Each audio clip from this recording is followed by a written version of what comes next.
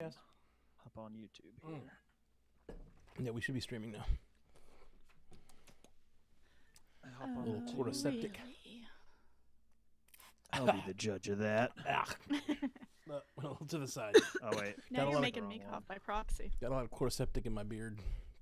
Oh, there it is. Like button, thumbs up. I'll go do it right now. Somebody want to post in the? I'll post it in the. Just trying to pin a chat.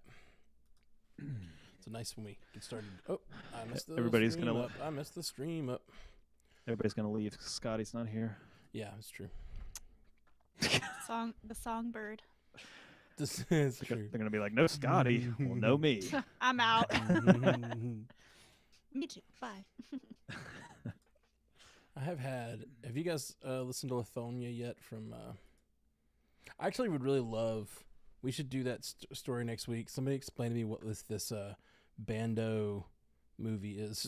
I don't know if it's out, like the information. Oh, should I? Bando? You just made me remember. Should we Oh. throw the Timothy Chalamet, Bob Dylan thing in here? Ooh, that's interesting. They put in today that it's gonna release on Christmas. So Oh, yeah, I don't know why if not? that's news. Huh. Okay. Yeah. What's it? Hey, What's it anything's called? news today. Hold on. It's Let me a see what that. complete I know what Yeah, it's called. a It's called complete a unknown. complete unknown. That's right. Yeah. So we should probably throw that in there because it's a release date's confirmed. All right. I'll put it in the bottom. Okay. I mean, I actually think A his release Dylan date voice sounds pretty for- good. It's pretty close. Tambourine Saturday. We all heard his Wonka voice, and I don't really want to hear that again. So I don't know if you've heard me say this, Haley, but I talked to. I still haven't heard his Wonka voice. Oh yes, I did. Like on the trailers. I haven't seen the movie. But I thought that Tambourine Saturday thing was like legit for a long time. Like she kept saying Tambourine Saturday on all the podcasts. It's Ashley. in her dictionary. Yeah, it's in her like Ashley dictionary, and I didn't know that, so I was just like, I thought that was some unknown guy that I just hadn't met, like known about yet. Like I was like, oh, this is some guy who's probably been in some horror movies or something that Ashley knows about that I haven't heard of. Anytime, so Tambourine Saturday or anything of that nature is Timothée. And then anything, Bumble Nut Crinkle Fries is Benedict Cumberbatch. And then Bumbleneck the crinkle tall, fries. the tall one is Jacob Elordi. I always know who she's talking about. I have my Ash English dictionary. Okay, what date did you say it was, Jay? I'm sorry. the Christmas. Oh, just Christmas. Yeah, Christmas Day. Okay, I'm gonna read. Yeah, she said on MCU Cast today that she says Channing Taters around their house. As Channing Tatum. It's pretty good. This is She's a character. now the release date. All right. Okay. Pretty much. Oh, right. Audacity equivalent.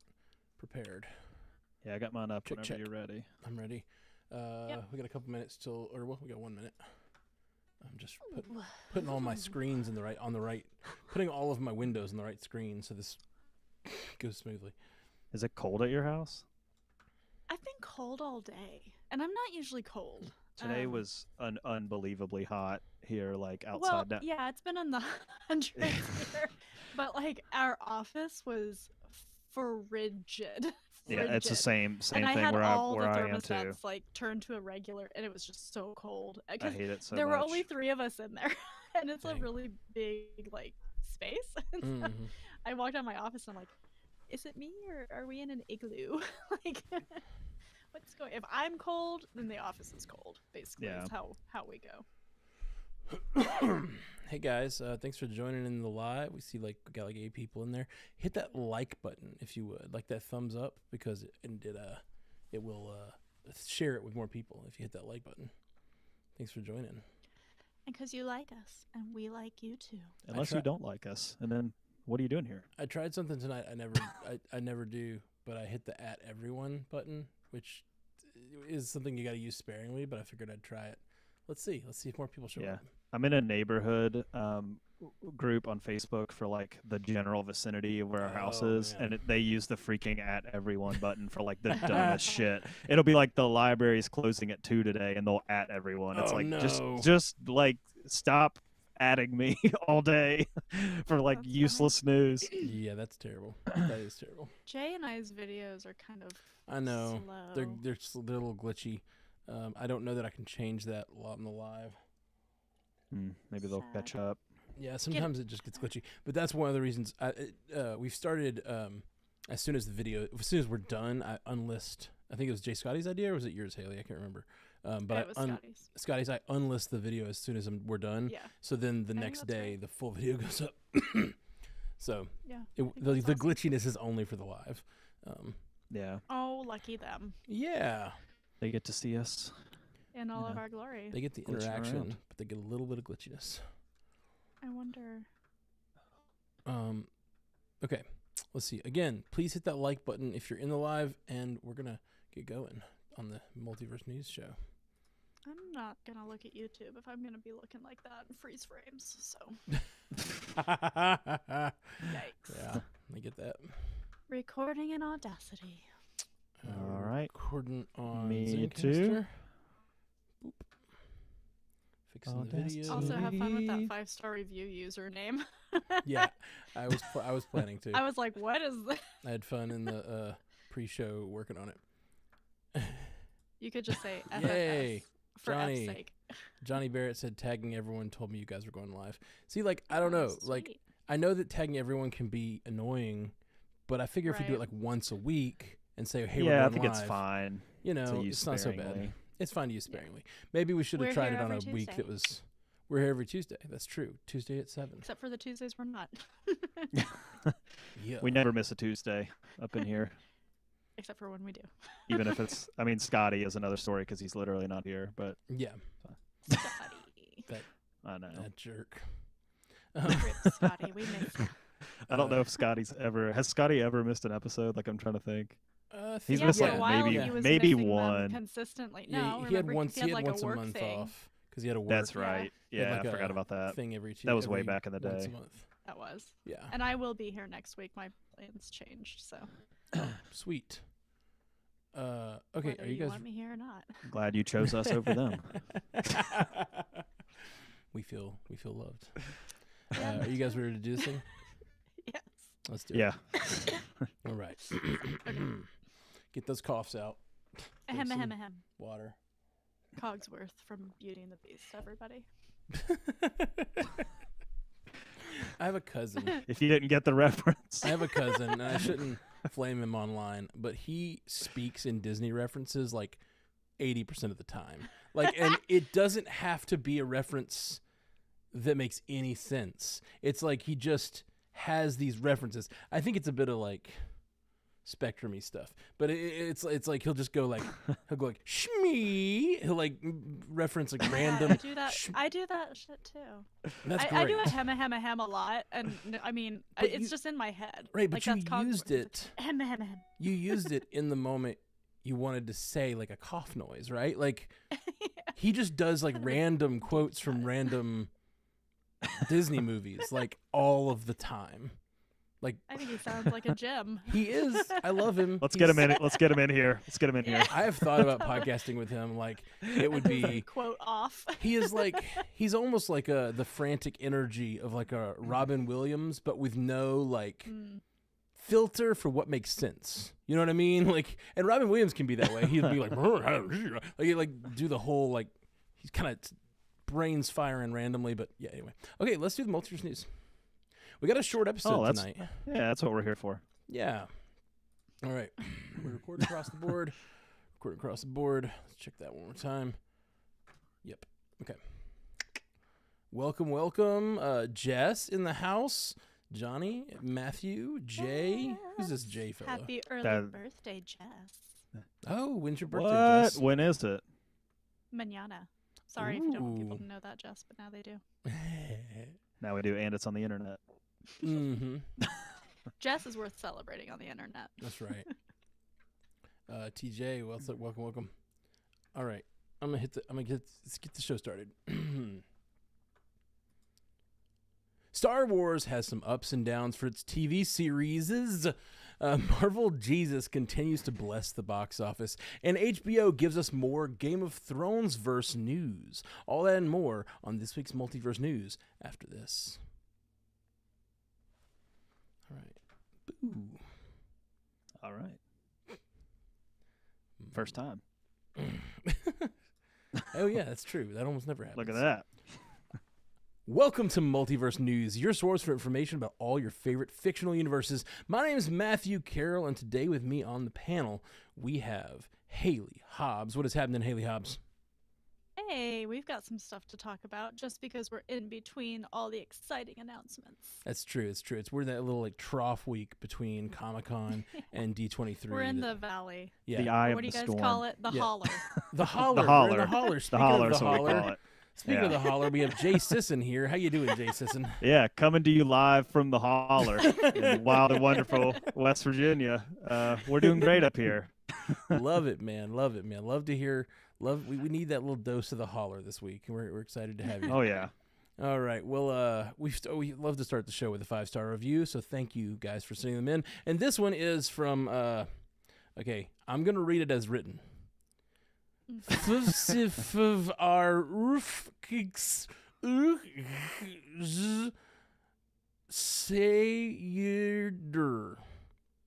they say, Yeah, I mean we are talking Star Wars in a little bit. It Hey, kind of yeah, sounds that's like true. you're speaking a Star Wars language. yeah, it works. It works.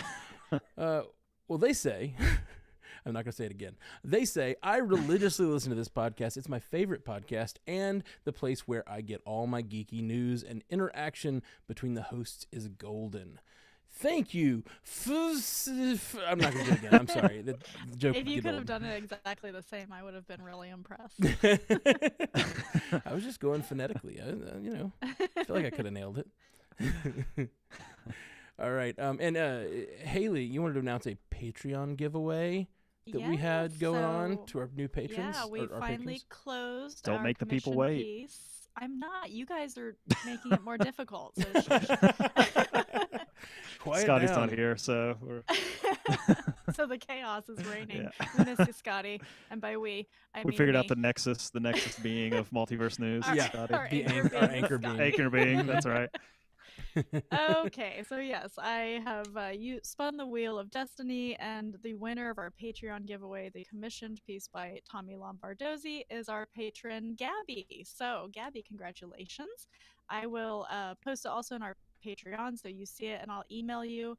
I'd like to hear from you by this Friday at noon Central. What character you want Tommy to make you? So exciting. Yay, Gabby. Yay, everybody who joined. Thank you for joining Patreon.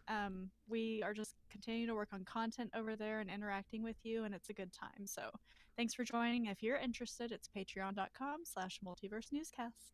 Yeah, and we're always it's like 95% Haley, but we're mostly always coming up with good ideas to give away things. So if you Heck you yeah. know, didn't get this one, but you're like the idea, like another giveaways around the corner. We do them all Yeah. the time, and they're always kind of interesting, cool, novelty things. So head on over there, and there's some exclusive content and all kinds of stuff.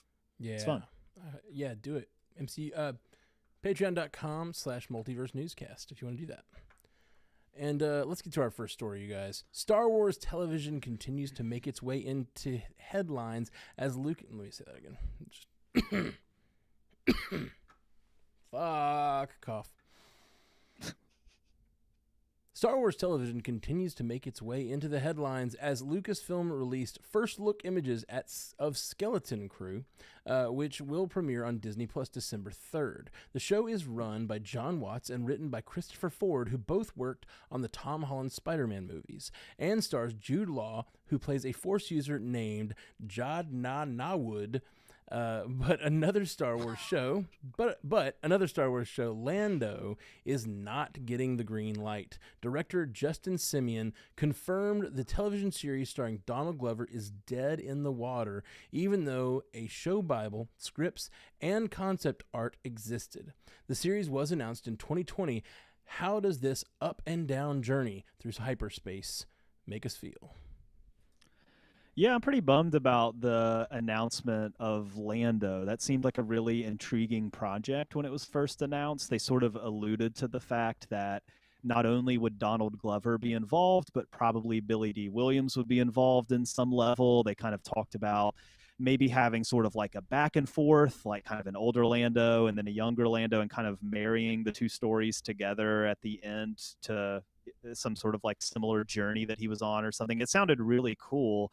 and it's just always been in the back. It was right whenever all of those Star Wars projects got announced, and it was right alongside all of the Marvel projects getting announced because Disney Plus was coming. Like it was a new thing, and Marvel and Star Wars really stepped up and said we're filling this thing out, and that's when we got the announcements of the Mandalorian, which has had 3 seasons since, and it's just Lando never really got off the ground. So I'm bummed about it. I was really bummed to read the full quote from the director because he is like mourning this show. He was very you could just see in how he said it that he was very upset that the show didn't happen, and we don't know why. We don't know if it was a Lucasfilm decision. We don't know if it's just a hey, Donald Glover is busy decision. We don't really know, and we probably will never know. But I'm pretty bummed about that. As far as Skeleton Crew goes, again, we just don't know a whole lot. These first look images showed off a lot of the characters, a lot of which are kids. And so it kind of raises the question, like, who is this centered around? I mean, Jude Law is probably the guy. He's probably the main character. But, like, is this a kid-centered show? Or is it sort of kind of like what The Mandalorian does, where it's got kid characters, and then ultimately what's the point of it? But it is intriguing. I mean, it's coming in December. A puppet kid. That's a whole different. That's not a puppet. That's not a child actor. That's a puppet child, and that's. I mean, the puppet child, the child. I mean, we are getting the young, like the big blue squishy elephants that play the round keyboard. You know what I'm talking about? Like, yeah. Oh yeah, like you're getting a kid one of those. So like I'm on board. Like whatever. I do not know what he's called. Okay, so Max Rebo is the one in the movies, and this is Minimum Rebo. See, like just it's cool. We're cool. I don't need to know anything else. Like, sign me up. I'm in. But yeah, I think it's intriguing. I mean, it's supposed to come out this year. It's supposed to come out in December. And again, we don't know a lot. We know Jude Law is supposed to be a Force user, like you said. But we'll just have to wait for more information about this. But Star Wars, transitionary period. We're coming back to the theater in a year or two for Star Wars. This is a big moment for that franchise. And it's kind of steadily grown with Ahsoka and Mandalorian and all these hits that it's really had. And yeah, I'm excited for the future of Star Wars, even though we're losing Lando, which sucks. But I think there's a lot to be excited about it with this film. I'm so pissed about this. And I feel like it's secret. About Lando? Yes, about Lando being canceled. Sorry, I'm really pissed about Lando being canceled. Not Minimum Rebo. No, Minimum Rebo no. is glorious. No, don't you dare come for Minimum Rebo. Although I would call him, I feel like I would call him Min Rebo, right? Because Max Rebo, I don't know. Anyway, that's cutting corners. That's his nickname. Yeah, Min Rebo, maybe. But no, I'm so pissed about it, and I can't help but point the finger at Secret Invasion. Obviously, I think this is probably to do with them just like cutting down in general their content like they've been doing with Marvel and Star Wars so they don't oversaturate. But like this was one of the most interesting projects on the slate, and I was so pumped. Donald Glover is one of my favorite like actors and musicians. I love him so much.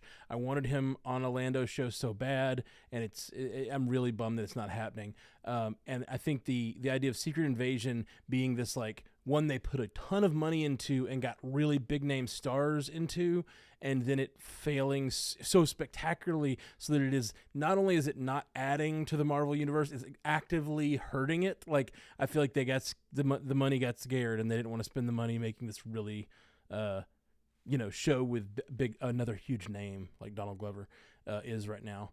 So, and Donald Glover's probably really expensive and busy. So it really bums me out. Really, really bums me out. What you think, Haley?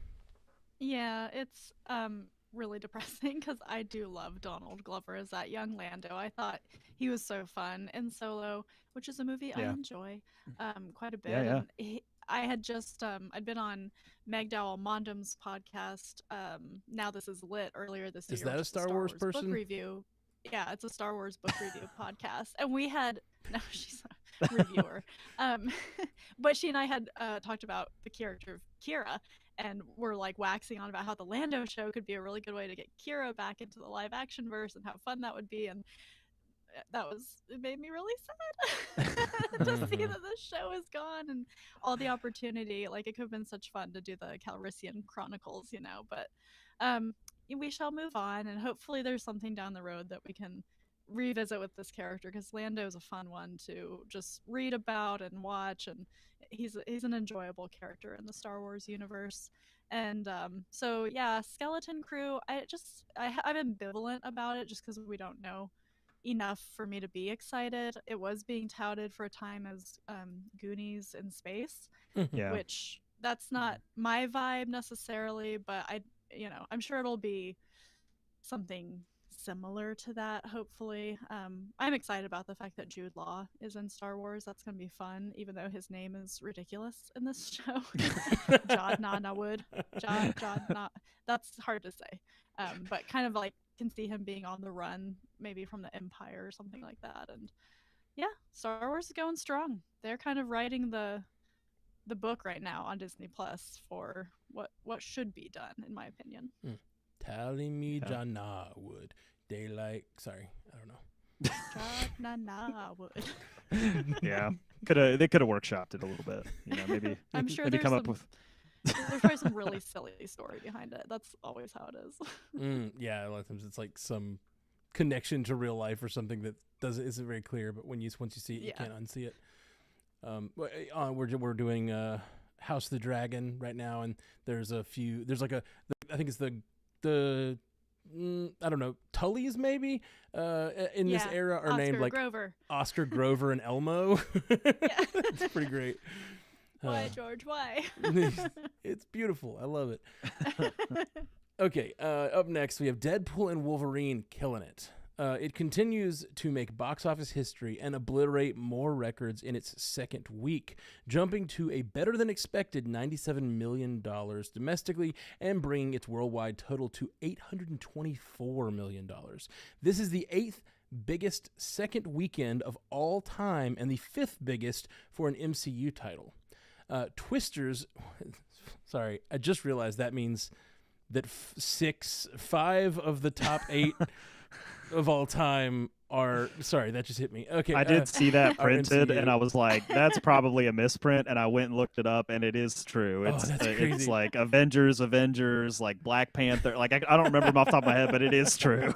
I know that there's some of the top grossing films of all times, but just like hearing it like unexpectedly hit me like that was fun. Okay. This is the 8th biggest second opening weekend of all time and the 5th biggest MCU title. Twisters dropped 37% in its third weekend to $22.7 million for a domestic total of $195.6 million. M. Night Shyamalan's Trap opened in third place with an estimated $15.6 million, in line with expectations. How long do we think the Merc with a Mouth will hold the mic? Well, that $1 billion just dangling there right away for the taking. Yeah, it's gonna probably hit it like tomorrow. It's gonna happen. Yeah, no doubt.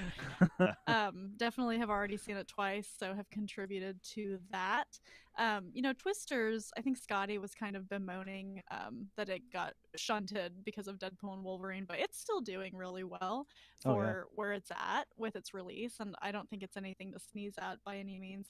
And Trap was fun. I went to see it to cover on Bill and Ashley's Terror Theater. That'll be coming out at some point. I don't actually know, but we all had a good time with it. And I think when I checked Box Office Mojo on Sunday, it was at 20 million total. So it's doing well too. I think the summer box office just really has rebounded nicely from the weirdness that we went through. Fall is going to be fascinating. Is it going to drop off again because of school or whatever keeps people away from the movie theaters? We don't really know what that is, but we've got a bunch of tentpole movies in the fall as well. So it's interesting to see summer exploding like it has with Inside Out 2 and all these other big movies. And is it going to hold for the rest of the year? I don't know. We shall find out, and by God, we'll be talking about it. Yeah, when I saw Twisters last weekend, whichever weekend Deadpool and Wolverine opened, I guess it was last weekend. It was, and I said this on Bingers Assemble when we covered it. My theater, I was shocked at how many people were in it. It was like 1 p.m. on a Saturday. I don't live in a hugely populated area of the world, and I just did not expect the theater to be full because most of the time, even when I go to bigger movies, it's not full. And it just, I think we're in this time that we talk about a lot where movies are going to live and die by their eventfulness, right? And can they sort of draw the event what do you want to do at 1 p.m. on a Saturday crowd? And we've seen examples of movies that haven't quite made it there. Like The Fall Guy is one we've talked about a lot that just really like could not get people out to the theater. But then we've seen examples like this, like Deadpool and Wolverine, that just brings in people, rakes in people, and just dominates the global box office. And so it's a tough code to crack, right? Is like how do you market your movie in a way that is organic and gets people to want to go see the thing live and see the thing with other people and all of that, but also avoid the pitfalls that we've seen with movies. But I don't think the box office is dead by any means. I think we put a lot on Deadpool and Wolverine. We thought this is going to save the box office or kill the box office, but I don't think it has that responsibility. I think it just shows us that the box office is healthy under the right conditions, and that maybe those conditions have changed in the last 4 years, but that it is still healthy. It just, you have to kind of have a certain checklist of things to be in the way. But yeah, Twisters is a good example of a movie that could have fallen into those pitfalls, but really didn't. Like, had very wide appeal and brought a lot of people out. So I think we'll continue to see it this year. It will not be for every movie, but we will continue to see that, I think, with certain things. Like, I expect Gladiator 2 and Wicked and maybe even a movie like which one was I thinking of? Sorry. Moana 2. That's Yeah. the other, like, sequel coming out. Yeah, Moana 2, and I mean, there's some other ones that I think are they're gonna hit those strides. Like, they're gonna hit those big box office numbers whenever they debut here in the fall. I have a different take. I think movies are back. Like, I don't think it's just about event films anymore. I think that event films are one of the things that we look to, we have always looked to for these moments of like spectacle. And I think those moments of spectacle and like the Barbenheimers and all that stuff are the things that pull us into the theater. And we needed Barbenheimer. We needed things like Barbenheimer and Deadpool and Wolverine to get us to the theater, to remind people that have been sitting home since 2020 that, oh yeah, it's fun to go to the movies. Like, I mean, I have friends who've told me they've been scared since like, The Dark Knight got shot up. You know what I mean? Like, there are people that left the theater for all kinds of reasons, and COVID was a whole nother reason, and streaming services and the shorter window between. There's all kinds of reasons to stay home. But I think movies like Barbie, Oppenheimer, Deadpool and Wolverine, the other huge movies we've seen that have broken through, I think they have brought enough people out that we're starting to see the actual recovery of the pre-pandemic box office. I was just looking at like global totals, and it looks like for 2023, we almost got back to pre-pandemic numbers. Now, pre-pandemic, it was always going up every year, so it's obviously taken a hit still. But I wonder if this year we'll actually get back to pre-pandemic numbers and supersede it. We had 39 billion was apparently the global box office in the year before the pandemic, and last year it was 33 billion. And I'm wondering if we'll see it keep going back and get above. And I think that would be really cool. I think enough people have been drawn in by these tent poles that we are like, it's becoming a regular part of our lives again, like it used to be, and I think that's amazing. You can't forget. I just want to see the rest of the year play out because I'm curious. Like, is that truly how it's going to be with these sequels and these other tentpoles? And I'll say about Trap. I mean, our theater was pretty full. Like, I'd say, the very front rows in front of the screen weren't filled, but everything else was full. And that's what Bill and Ashley said their theater was like too. So I do think people want to go back to the movies, and that makes me happy in my heart.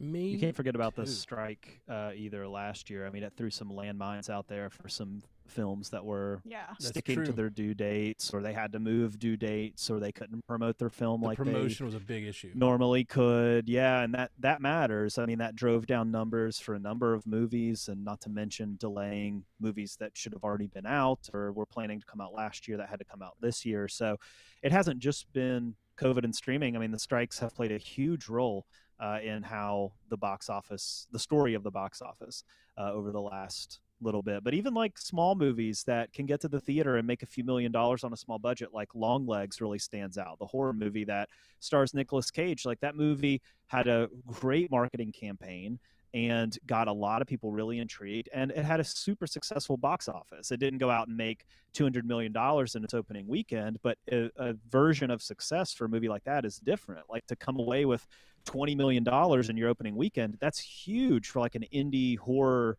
movie that's just in a few theaters. And so you have to look at some successes like that too. It's not always just like Absolutely. the huge price tag. I mean, there's a lot of indie films that are making their way into theaters and having quietly successful runs even despite all of this, and that's something to celebrate. Absolutely. I think another thing that can't be discounted in this whole process is learning to market to a post-pandemic audience. I think the things we've talked about so much, which is like, it has to be a spectacle, it has to be an event, it has to be a reason to be there. And I think that's all true, but I think there's a way you can market your movie and tell a story. I think pre-pandemic, there was an audience that was trained, like, it's just one of your options to do when you're going out one night is to go to a movie. Like, oh, it's Friday, let's go see a movie. And I feel like a lot of people got trained not to do that anymore. And then now they're having to learn how to market a movie to be like, this is a movie worth leaving your house for. Like, there's going to be conversation about it. It's going to be a theatrical experience you won't forget. Like, I think they're learning to not just be like, hey, we can throw anything at the theater, but we have to also market it properly to make people, even if it's not an event, make people feel like there is going to be an event around it, and so it's not something you want to miss. And so I think marketing's changed. I think people are coming back, and I know it's early. I totally agree with you, Haley, that it's like early to say that, but like I'm saying the box office is back. And I'm just going to be the first to say it right here on Multiverse News. The box office is back, baby. All right. Up next this week, the second season of House of the Dragon officially ended, and fans have to wait 2 years until season 3. To add fuel to the dragon fire, showrunner Ryan Condal announced that season 4 will be the last one for House of the Dragon. In an adjacent move, HBO previewed brief, early first footage of A Night of the Seven Kingdoms, which will be another Game of Thrones prequel show featuring the character Sir Duncan the Tall and his squire Egg. Will the hype for George R.R. Martin's world continue, or like old Valyria, will it smolder? I have read this book that is A Night of the Seven Kingdoms. It was not the most compelling thing I've ever read in my life. I think it's fun. I think it's a fun idea for them to do it. I just hope that they're able to make it more interesting. No shade if you enjoyed the book, but it's like short stories that aren't extremely short. They were kind of long short stories, and I was like, what are we doing here? And they're not extremely consequential to anything that happens necessarily in the Game of Thrones verse, but it's just kind of like, this is the side quest. But the characters of Dunk and Egg are a fun dynamic, and I think that's what the show probably will center around, because they're going to be our anchor beings for that show. So looks cute, looks fun, I hope. But yeah, this 2 years until season 3 sucks. And then it's going to be like, well, how am I going to wait till season 4? Like, how long are they going to drag this out? I don't know. And people aren't, super thrilled with how the season 2 ended necessarily, which the showrunner, he defended, and that's fine. That's his prerogative. I didn't hate it. It was fine. But yeah, it's kind of like they're stringing us along a little bit and then they're like, here's a Night of the Seven Kingdoms. You'll like this. And I'm like, well, I hope so.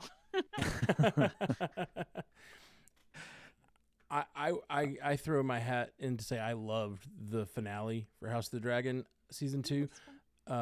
I understand why everyone's upset. Like, it is it has its issues, but to me, like, I love everything that happened, and the writing was so spectacular. There were so many like amazing moments in season 2 as a whole, and the last episode of season 2 particularly had a few just amazing speeches. And like I tend to be one more for the speechifying than the dragon fire anyway. And so I just really, really enjoyed I enjoyed how season 4 ended a lot. And I have no idea. So this is this Sir Duncan the Tall and Squire Egg, are they kind of, is it a little silly dynamic there? Is it kind of funny? Like, the little bit of footage it showed him trying to fight, and it looked a little, I think it can be. I think they could make it that way, yeah. It's a I don't even know what to compare it to. It's a little bit fish out of water. Uh, I can't say a lot without spoiling stuff, so Okay. I don't want to. I So don't want to go into it, but it doesn't feel like a Yeah. genre shift though necessarily.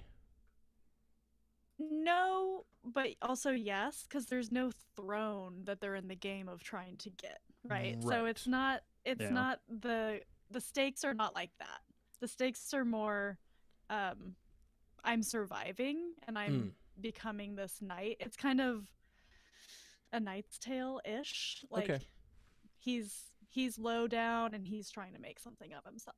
I Pull dig himself that. up by his bootstraps. I dig that. I really enjoy the stories, the sort of side stories in both Game of Thrones series that are more about the small folk and what's going on with them and how they're trying And to Egg achieve. is the dynamic that makes it compelling, I'd say.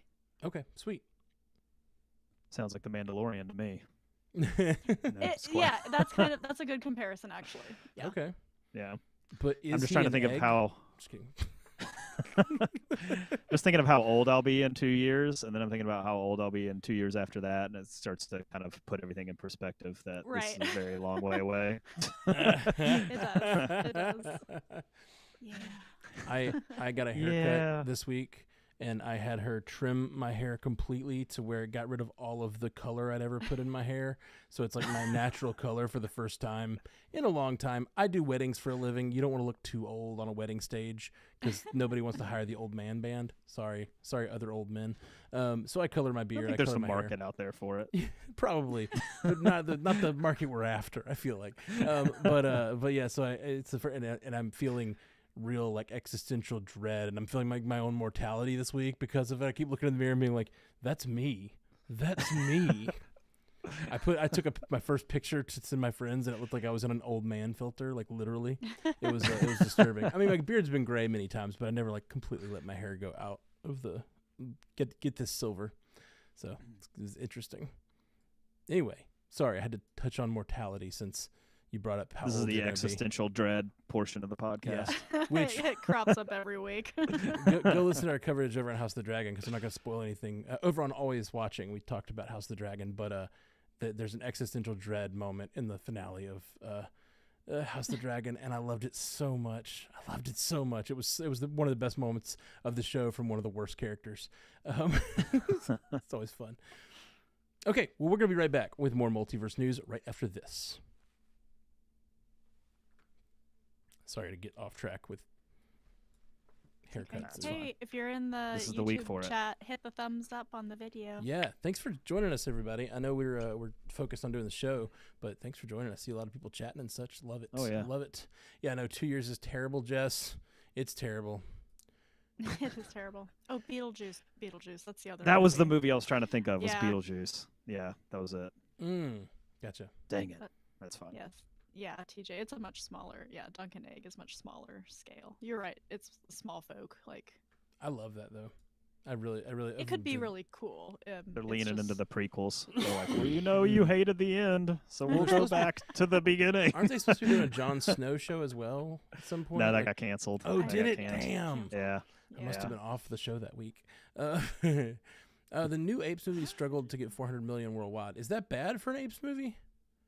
All in the game? It depends on the feel like budget. that's- I'm not sure. that's I'm not sure what the budget was. That's such a genre movie. Like if you like it, you like it. But if you don't, you have zero interest in it, kind of a thing. Yeah.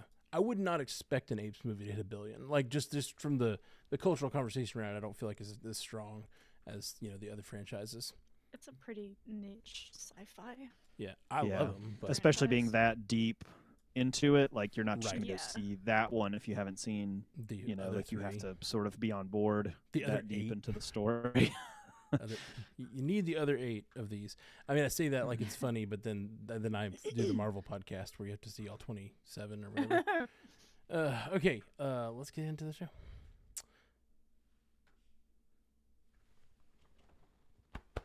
Got a tickle in the back of my throat.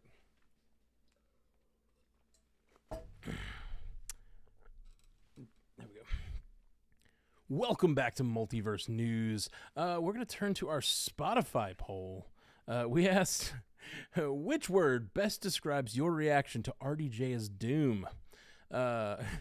15% of you said worried, which is low percentage of you are worried, but that's like, I think that's a very fair reaction.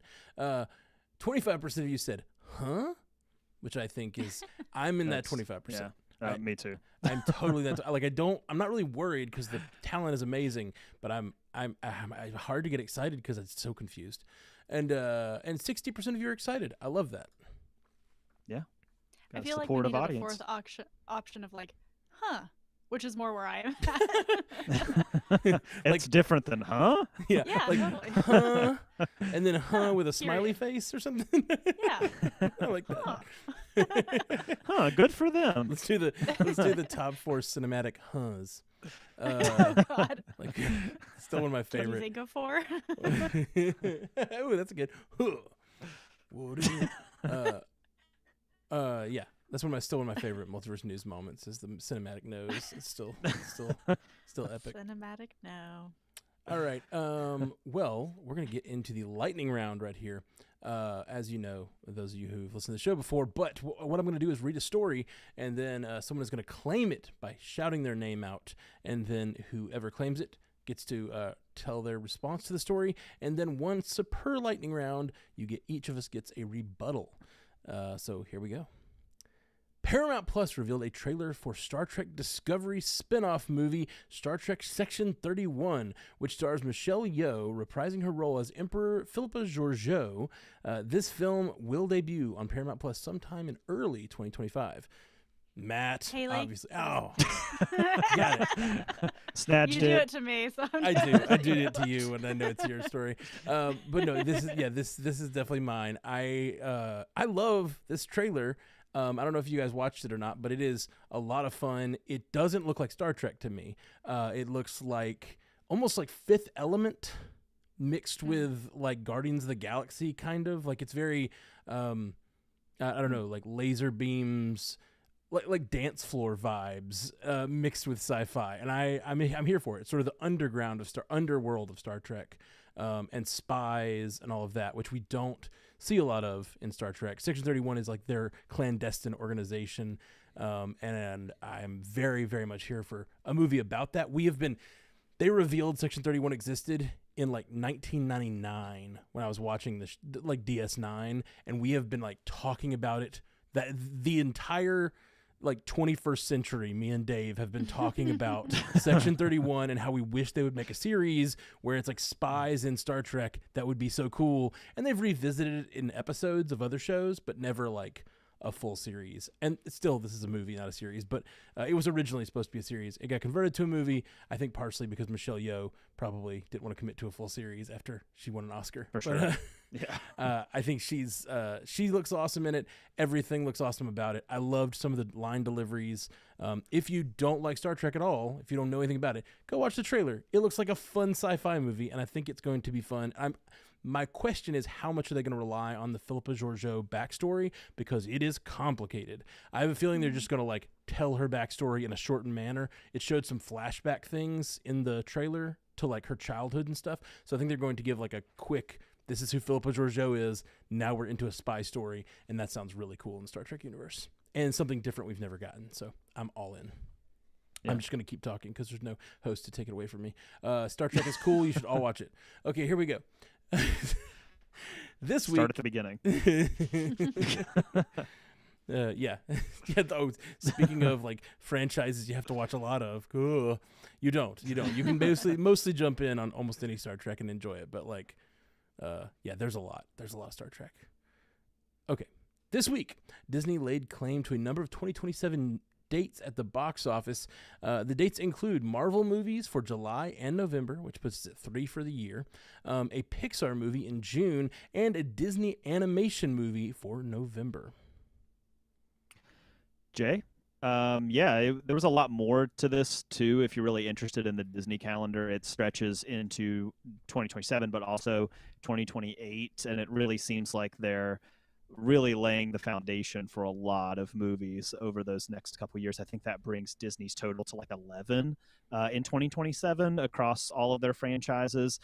Notably, the Blade movie is still in its November of next year release date spot that has not changed.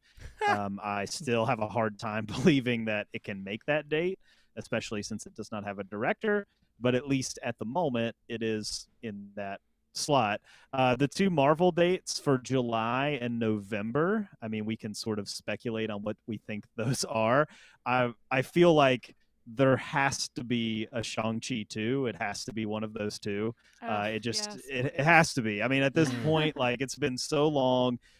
You have this rising star in Simu Liu, who you really probably want to build this franchise around a little bit, especially with Avengers coming up.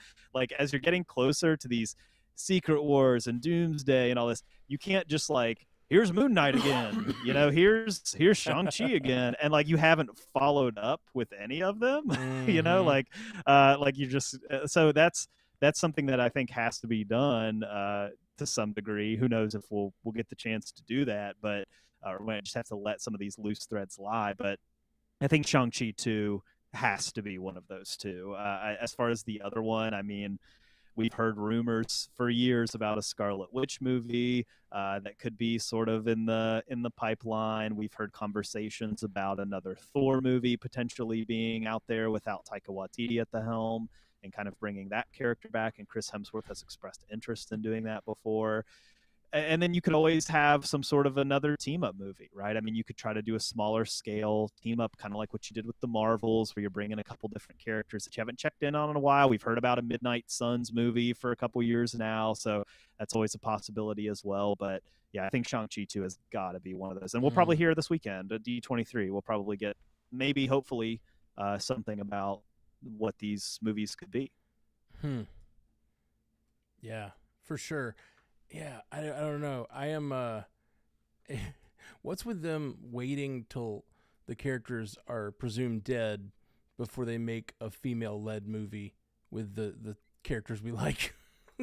um They'll do the Black Widow thing too. They'll yeah, just like back exactly. up, It's like, hey, stick it's it somewhere. time to make It's not now. time to make a It was Scarlet back Witch then. movie now. like, That's the ultimate fridging of a female character. yeah, exactly. You're dead. Now we're gonna make your movie. Exactly. And it's total fridging for the audience. Like, fridging is like to enhance the emotional life of the other characters around the character who dies. Well, like this is like enhancing your emotional experience around the movie because you're longing for the character who is already dead as an audience. It's really dark. I thought we get a Doctor Strange 3 in there. Yeah, that's been discussed too. We need him to be present again. I've heard people say like it's Spider-Man. Marvel cannot announce Spider-Man. That is a Yeah. Sony property still. It has like they're not going to announce another Spider-Man. So We've been over this, you guys. I will say, Mom and Dad are not playing nice. Okay. I think with I feel like the Sonyverse has gone quiet, especially the moving of Craven way back and all this stuff. And like everyone knows how disappointing Madam Web was. I do feel like there's a possibility that with this final part of the multiverse phase or whatever, multiverse saga, we will get some sort of announcement about a finality to the Spider-Man drama. Like they need to get Spider-Man because Spider-Man is going to be key to the next phase of Marvel. Like they just need Spider-Man as a lead character. They need replacements for Captain America and Iron Man, and I think Fantastic Four, Shang-Chi, and then Spider-Man are like key to that, and they don't have him. And I think that's incredibly important, and Disney just should throw all the money at it and make it happen. Do you think that Kevin Feige just texts Amy Pascal every week and was like, "Hey Amy, what about this week?" Yeah. Hey Amy, what about this week? Disappointed in those numbers enough yet? You should give me them back. Hey, that Venom 3 looks like trash. How They're- about this week? I'm just telling you, they are not selling Spider-Man to Disney. Like that is just not gonna happen. They bought the Spider-Man on the cheap, like decades ago, and it's been a They're multi-billion like, dollar no, we franchise. saved you. You're never getting him back. They are never giving Spider-Man to Disney. And Disney they're not in a position to throw a ton of money. I mean, they're about to pay a lot They of gotta money to make make a Blade lot of. movie. They're already making a lot of Marvel Studios purchases here Yeah. coming up. So yeah, they're tied up for a while. I think it's so important though. They should. You're getting that Sony Miles Morales movie, whether you like it or not. Okay, Just accept it. Yeah, Don't that's speak a that good into point. existence. That That's needs a good better point. treatment than that. Ugh. That's a good point. All right. I gotta be honest. I just looked back at the script. I responded to you because I forgot we were in the lightning round. Sorry about that. It was like a mini feature. A little mini feature. Sorry about that. Okay, Netflix announced that Squid Game will debut its long-awaited second season on December 26th, and that a third and final season is set to premiere in 2025. Matt, cool. I really liked this first season of this show, and it seems insane that it took this long. I'm sure. Yeah. I'm sure it just. It seems insane. It was the biggest thing in the world for 6 weeks, and if they'd gotten this out sooner, I think the second season would have been huge. Maybe they can recapture that, but I am not sure.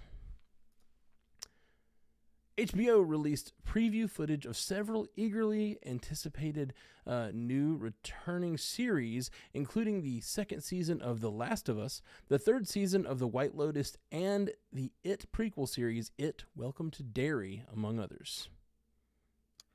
Jay, this was kind of like a sizzle reel for Max and trying to basically say, hey, here's what we got coming up this year on Max. This is where we also got the Hedge Knight, the Night of the Seven Kingdoms footage that was mentioned earlier. All of it was sort of super cut together. But really, if you look closely at it, it's a teaser for a lot of these projects. Like The Last of Us had a minute or so of footage featured in this. And I know that's one of their biggest shows, but it's supposedly coming in early 2025. It's very exciting. The Last of Us Season 2, I think, is going to be one of their flagship shows next year. It was a hugely popular show when it was out last year. I believe it was in January that show premiered, and they pretty much went right to filming as soon as it was over. They got a star-studded group of directors to direct these episodes, and we all know what Pedro's been out there doing, and Bella Ramsey's been busy ever since this as well. The Last of Us Season 2 is going to come in hot. It's gonna inspire a lot of conversation. I think it's going to be the next. It already is the big thing, but I think it's going to be even the next big thing whenever it premieres next year. Real quick in the chat, Stuart Little says Spider-Verse alone justifies Sony keeping Spider-Man. I just want to say wrong. He's not wrong. I agree. Oh, yeah. That franchise We've talked about that. needs to be maintained and continued. I just want them to somehow buy the live action rights back. Well, I'll say that. I think Sony can keep making a whole Spider-Verse of animation forever. It would be great. Up next, Jenna Ortega is in final talks to join J.J. Abrams' secret untitled movie at Warner Brothers to star opposite Glenn Powell, who is currently finalizing his deal. Very few details are known about the project at this time. Anybody want to guess? Haley, these are the only details known about the project. I know, just guess. I'm pretty sure. The Guess, article Haley. did specifically say that it is not a time travel movie, which actually matters for J.J. Abrams. And it was very specific. It's not a It's time a red travel herring. movie. I don't know. He's grabbing two of the hottest stars in Hollywood right now. They're both very popular, very wanted, and so in that way, he's doing all the right things. But okay, we don't know anything else. All right. A John Wick sequel series is in development at Lionsgate Television. Robert Levine is attached to as writer and showrunner on the project titled John Wick: Under the High Table. Keanu Reeves and director Chad Stahelski will serve as executive producers. Jay, man, what a universe you got building with John Wick. Not only are you doing the sequel series, but you have another sequel series in development. On top of this one, you have another movie in development. You have the Ana de Armas focus series that's coming out as well. There's a lot happening in the John Wick universe, and they're doing a really great job of building at both ends, focusing on secondary characters and continuing this franchise. And the fact that Keanu Reeves is involved on some level as a producer is really exciting. It shows that he has faith in it. And I think if you're a fan of that project, you just have so much to look forward to. It's a pretty good example of how to rightly build off of your hype and build off of your universe and just kind of pair the series with the movies and just keep building it out in all these different directions. It's pretty cool. Apple TV Plus set a fall premiere date for season 2 of Shrinking. The dramedy starring Jason Segel and Harrison Ford will be released on Wednesday, October 16th. Haley, yay! Something fun to watch this fall. Shrinking is honestly one of the shows I've watched recently that truly made me laugh out loud. Like, actually laugh, not just be like, heh, like, oh, that was funny. Like, it was so funny. I'm so glad they're doing a second season of it. I'm 100% with you on that. It's a great show. Following the acclaim of his most recent film, Dream Scenario, director Christopher Borgli is reuniting with A24 for The Drama, with Zendaya and Robert Pattinson in early negotiations to star. Jay, I feel like this would be a Scotty joint if he was here, Totally a but Scotty joint. since he's not here, I'll just step up to say that the two leads, Robert Pattinson and Zendaya, is a very intriguing pairing, and you could really, I mean, seen a lot from both of those people to be able to bring something really cool to the screen. So details are obviously very in short supply, but putting that kind of talent in your film is pretty exciting, I think. I really wanted you to do a Jay Scotty impression. Only Jay Scotty can be. Only Remember, Scotty can do the impressions. Yeah, that's true. The anchor being of Multiverse News. Can't be an impressionist. Can't do an impression of an anchor being. That's one of the rules. Christmas is now the release date for the Timothy Chalamet-led Bob Dylan biopic, A Complete Unknown. Haley, it looks good. He sounds good.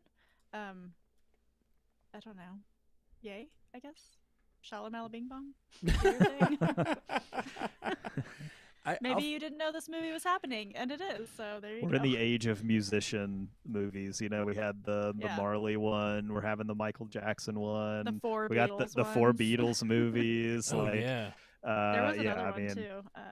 We got. I think there's a Madonna one coming up too. Yeah, we're just in that age right now. The age of Aquarius.